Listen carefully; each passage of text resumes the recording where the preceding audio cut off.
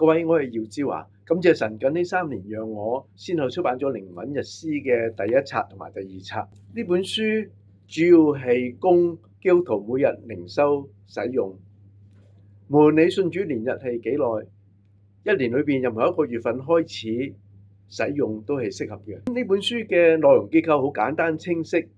係由365日去編排，每一日咧都有經文、約節同埋靈修韻句。讓我舉例嚟到同大家分享點樣使用呢一本書。第二冊嘅1月1號做例子啊，提供嘅經文咧係哥羅西書3章1至10節。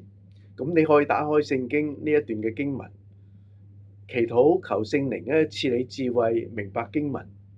然後你默想經文，從神有所領受。穿上了新人，這新人照着做他的主的形象，在知識上不斷地更新。咁你集中默想呢個約節，相信神呢係讓你有信心嘅領受。咁然後你可以參看1月1號嘅靈修韻句，活出做我之主的形象，穿上新人，脫去舊我，不斷更新。喺呢個時候你可以記住呢2句最尾嘅嗰個押韻字，就係個人同埋個新，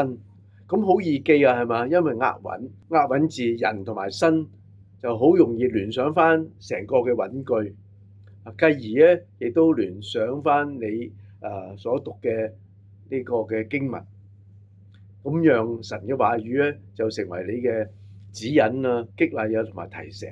我自己近呢幾年咧都係用呢個方法嚟到去靈修，覺得好有效，讓自己每一日咧都藉住呢個靈修韻句，沉浸喺神嘅話語之中，